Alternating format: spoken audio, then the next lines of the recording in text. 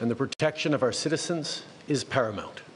That's why, when our law enforcement and intelligence officials began pursuing credible allegations that agents of the Government of India were directly involved in the killing of a Canadian citizen, Hardeep Singh Nijjar, on Canadian soil, we responded. Nous avons partagé nos inquiétudes avec le gouvernement de l'Inde et lui avons demandé de travailler avec nous pour faire la lumière sur cet important enjeu. En même temps, les services de police et les organismes de sécurité ont utilisé tous leurs outils pour assurer la sécurité des Canadiens. Aujourd'hui, étant donné les nouvelles preuves présentées par la GRC, nous prenons des mesures additionnelles pour protéger les Canadiens. As the RCMP Commissioner stated earlier, they have clear and compelling evidence that agents of the Government of India have engaged in and continue to engage in activities that pose a significant threat to public safety. This includes clandestine information gathering techniques, coercive behavior targeting South Asian Canadians, and involvement in over a dozen threatening and violent acts, including murder. This is unacceptable. While attempts have been made by the RCMP and national security officials to work with the Government of India and Indian law enforcement counterparts on this matter, they have been repeatedly refused. This is why, this weekend, Canadian officials took an extraordinary step. They met with Indian officials to share RCMP evidence which concluded 6 agents of the Government of India are persons of interest in criminal activities. And despite repeated requests to the Government of India, it has decided not to cooperate. Étant donné le fait que le gouvernement de l'Inde refuse toujours de coopérer, ma collègue, la ministre Joly, n'avait qu'un seul choix. Aujourd'hui, elle a émis un avis d'expulsion pour ces 6 individus. Ils doivent quitter le Canada. Ils ne seront plus en mesure d'agir à titre de diplomates au Canada, ni d'entrer à nouveau au Canada, peu importe la raison. Let me be clear.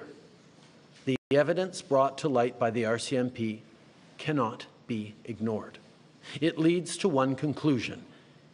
It is necessary to disrupt the criminal activities that continue to pose a threat to public safety in Canada.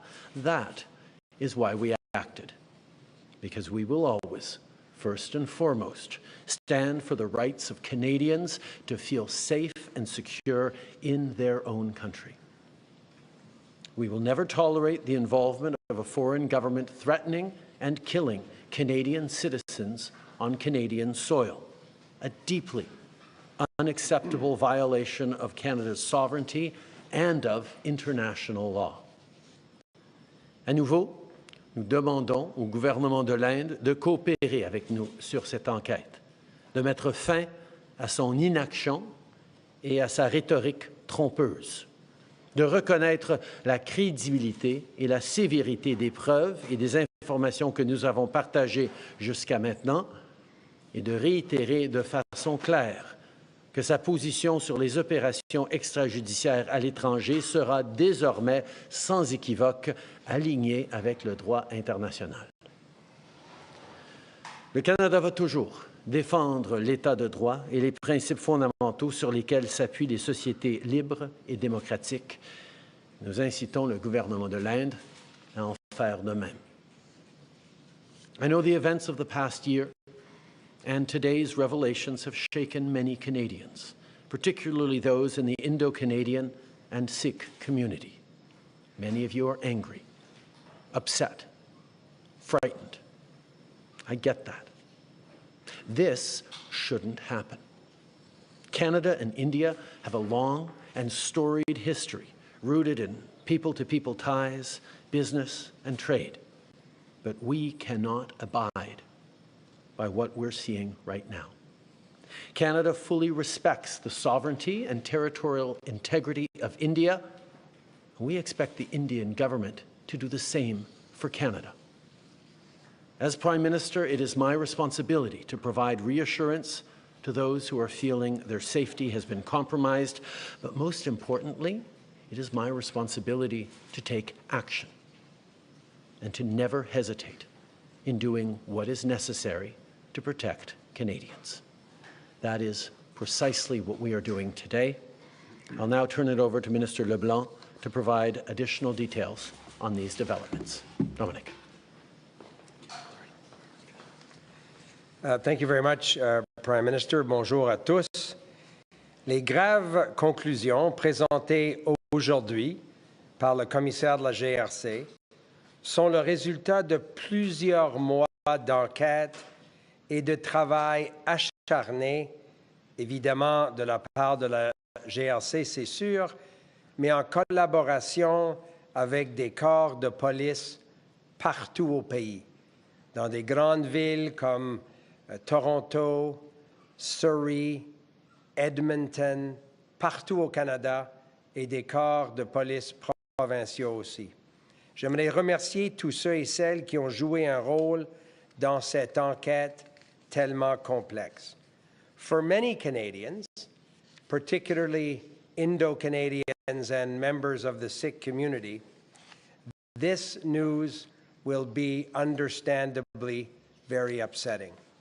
The actions that are alleged to have taken place on Canadian soil are indeed a grave violation of our sovereignty and of Canada's rule of law.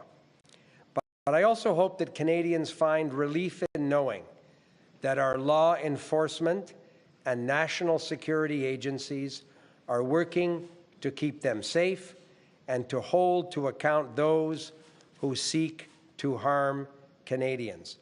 I strongly encourage all Canadians, and in particular leaders in the South Asian and particularly the Sikh communities, to continue to work with law enforcement officials.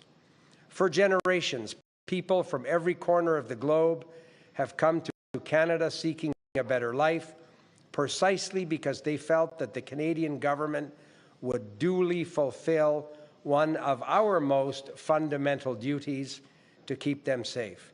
And our law enforcement agencies work every day to uphold that promise. And I once again want to thank the RCMP and their law enforcement partners for their important work in this matter. Je vais maintenant passer la parole à ma collègue, la ministre des Affaires étrangères, qui pourra vous en dire plus sur les actions que le Canada a prises en réponse à ces conclusions. Alors, Mélanie, à toi la parole. Pardon. Merci, Dominic. So, as I've said from the beginning, a year ago, we have three clear priorities when it comes to these incidents targeting Canadian citizens. First, we will seek the truth, that the police force are allowed to carry out their work and hold those responsible to account. Second, of course, to protect Canadian safety, and thirdly, to defend Canada's sovereignty. Based on information provided to Global Affairs Canada by the RCMP, we formally requested that India waive diplomatic immunity for 6 individuals based here in Canada and for India to cooperate in the investigation. This was done so that these individuals could be questioned in relation to the ongoing RCMP investigation into a number of violent incidents targeting members of the South Asian community, particularly the Sikh community, in many cities across the country. And you heard the Minister of Public Safety, my dear colleague and friend Dom Leblanc, mentioning different cities across the country. Regrettably, as India did not agree, and given the ongoing public safety concerns for Canadians, Canada served notices of expulsions to 6 diplomats and consular officials early this morning. Subsequent to those notices, India announced it would withdraw its officials. To be clear, we're not seeking diplomatic confrontation with India, but we will not sit quietly as agents of any country are linked to efforts to threaten, harass, or even kill Canadians, period. Canada is guided by the rule of law. We follow the Vienna Convention at all times, and we expect, of course, India to do the same as well. We will always continue to ask for India's cooperation to the investigation. I did so formally again by being in contact with the Foreign Minister of India, Foreign Minister Justin Trudeau, earlier today. And I've been also in contact with all my counterparts from the Five Eyes, so Foreign Minister Lamy from the UK, Secretary of State Blinken from the US, Penny Wong, also the Minister of Foreign Affairs from Australia, and Winston Peters, who's the Minister of Foreign Affairs of New Zealand. Comme je l'ai dit depuis le début, nous avons 3 priorités claires en ce qui concerne les incidents visant des citoyens canadiens. Le premier, la recherche de la vérité, afin que les forces de l'ordre soient en mesure d'accomplir leur travail et de s'assurer de demander, dans le fond, des comptes aux responsables.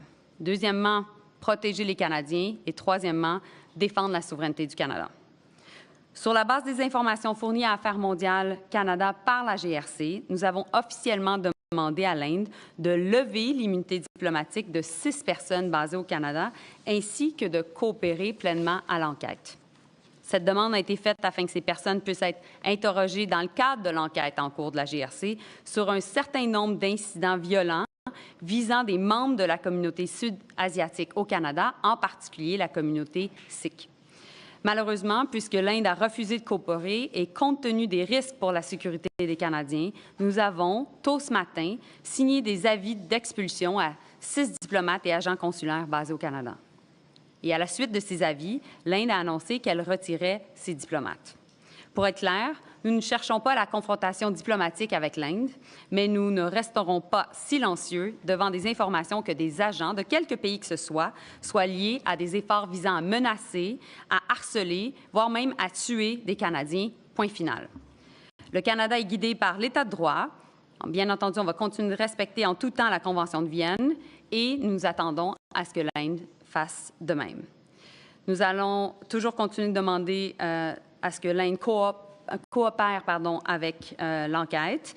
Et j'ai été en contact avec le ministre des Affaires étrangères de l'Inde, mon homologue, le ministre Justin Trudeau, à ce sujet plus tôt aujourd'hui. Et j'ai été également en communication avec les ministres des 5 Five Eyes, donc les ministres britanniques, américains, australiens et néo-zélandais. Merci beaucoup. Bonjour, Monsieur Trudeau. En marge du sommet au Laos la semaine dernière, vous avez rencontré le Premier ministre Modi. On comprend que sur le coup, vous n'étiez pas autorisé à aller dans le détail. Est-ce que vous pouvez aller dans le détail de ce que vous lui avez dit puis de sa réaction à lui? Quand j'ai parlé au Premier ministre Modi au Laos il y a quelques jours, j'ai souligné à quel point la rencontre au Singapour de nos conseillers en sécurité nationale était importante et devait être prise au sérieux. Il a exprimé qu'il était au courant de cette rencontre, qu'ils allaient nous entendre à ce moment-là. When I spoke with Prime Minister Modi at the end of last week, I highlighted how incredibly important the meeting between our national security advisors in Singapore this weekend was going to be. He told me that he was aware of that meeting. I impressed upon him that it needed to be taken very, very seriously. Ce matin, la GRC en conférence de presse parlait d'extorsion, d'homicide. Vous l'avez mentionné, vous aussi. C'est des choses, des accusations qui évoquent davantage un régime autocrate, donc des dictatures. Qu'est-ce que ça dit sur l'Inde, le fait qu'il soit soupçonné de tout ça? Je crois que l'Inde a fait une erreur monumentale en choisissant d'utiliser leurs diplomates et le crime organisé pour attaquer les Canadiens, pour venir faire sentir les Canadiens pas en sécurité ici chez eux et encore plus pour créer des actes de violence et même des homicides. C'est inacceptable. Et notre but aujourd'hui, le but de la GRC, ça a été de venir empêcher ce processus par lequel les diplomates prenaient des informations sur les Canadiens, qu'ils passaient ensuite à du crime organisé pour s'attaquer aux Canadiens, fallait qu'on vienne déranger et perturber et empêcher ces actions de se passer. Et c'est pour ça que la GRC a choisi de prendre action aujourd'hui. In English, please. I think it is obvious that the government of India made a fundamental error in thinking that they could engage in supporting criminal activity against Canadians here on Canadian soil, whether it be murders or extortion or other violent acts. It is absolutely unacceptable for any country, any democracy that upholds the rule of law. That is why we have taken such significant measures, why the RCMP chose to come out today and disrupt the pattern of Indian diplomats collecting through questionable and illegal means information on Canadian citizens that were then fed to criminal organizations that would then take violent actions from extortion to murder against Canadians. No country, particularly not a democracy that upholds the rule of law, can accept this fundamental violation of its sovereignty. Canada fully accepts and respects the sovereignty and the territorial integrity of India. We expect India to do the same. In this case, they did not. Next question. Tonda McCharles, Toronto Star. Sir, given the magnitude of the diplomatic disruption that's happened now, I wonder if you can give us some clarity, because while I think I'm trying to read into what you're saying, that these 6 diplomats were sharing information with others. Are those others, the criminal organizations, the so-called agents of India, or are you saying the actual diplomats and consular officials were actively involved in the events? And one other clarity, if you could provide in terms of the time frame you're talking about. Is it over the last 4 weeks? Is it since the last 2 years? Just some clarity on those two things. As the RCMP Commissioner pointed out this morning, these are ongoing investigations that are already before the courts in some situations and will end up in trials in the coming months in other situations. So what the RCMP can share and the details of this are extremely limited. As those trials unfold, much more will be known. The decision to inform Canadians right now by the RCMP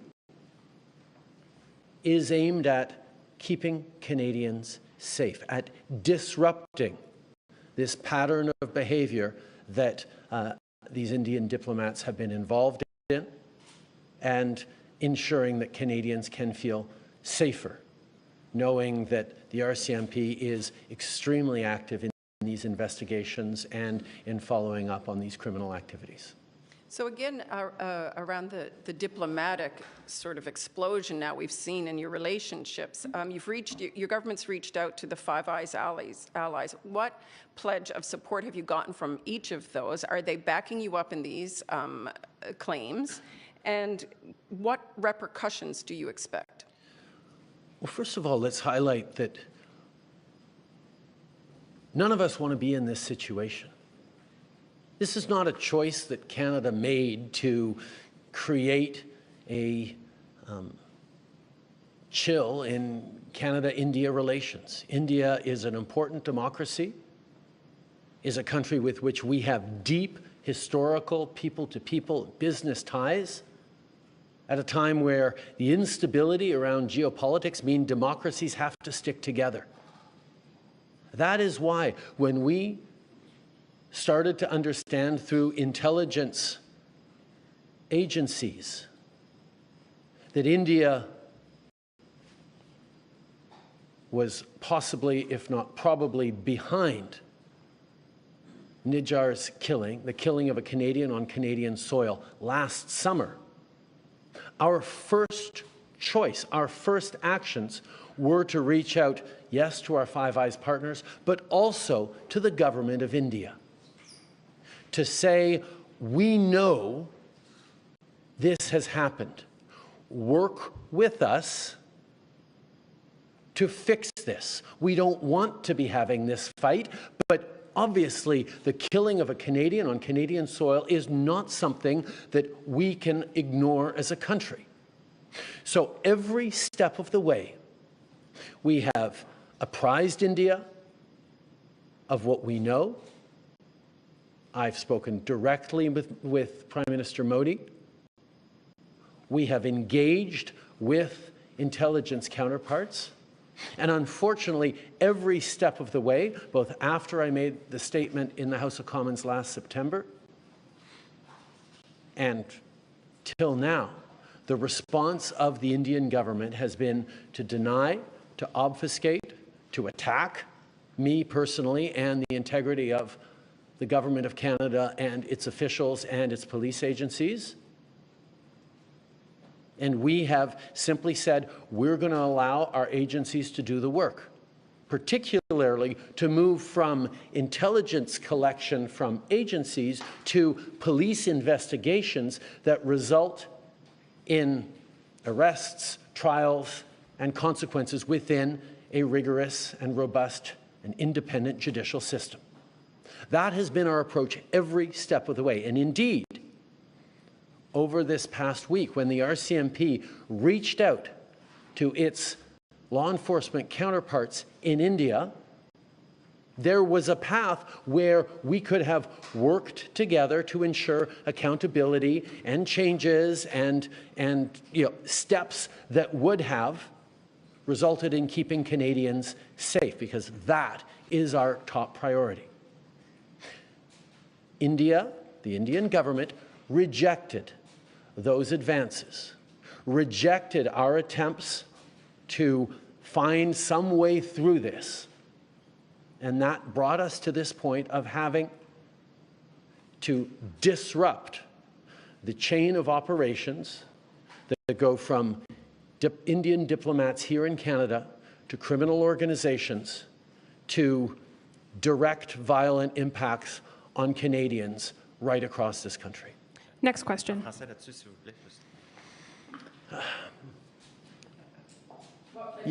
did you get from your allies when you reached out to them? You didn't answer. La situation dans laquelle on se retrouve est extrêmement indésirable. Non seulement on ne voudrait pas que des Canadiens soient en train d'être soumis à la violence dans leur communauté, chez eux, mais aussi on ne veut pas avoir ces tensions dans les relations avec l'Inde. C'est pour ça que l'année passée, comme dans la dernière semaine, nous avons approché le gouvernement de l'Inde par nos agences de sécurité, par nos diplomates, par nos agences policières, pour chercher une façon de résoudre ce différend profond, pour protéger les Canadiens, pour créer une situation de redevabilité, de